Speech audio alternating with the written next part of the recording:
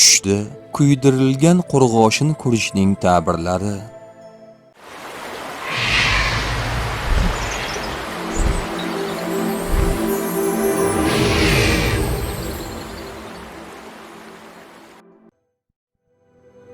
Ibn Sirinning aytishicha, tushdagi qo'rg'oshin bemorlik bo'ladi. Tushda qo'rg'oshindan iste'mol qilganini ko'rsa, bemor bo'lishi, o'lim xavfi mavjudligini bildiradi. Tushda qo'rg'oshinni birovga hadya qilganini yoki sotganini ko'rsa, ranj va bemorlikdan omon bo'ladi. Sariq qo'rg'oshin bemorlikdan omonda bo'ladi.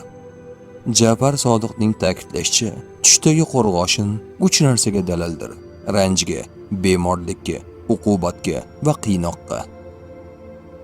Tush ta'biri bashorat emas, barcha narsani bilguvchi yagona zot Allohdir. Ko'rgan tushlaringiz ta'birini bilmoqchimisiz? Unda kanalimizga obuna bo'ling.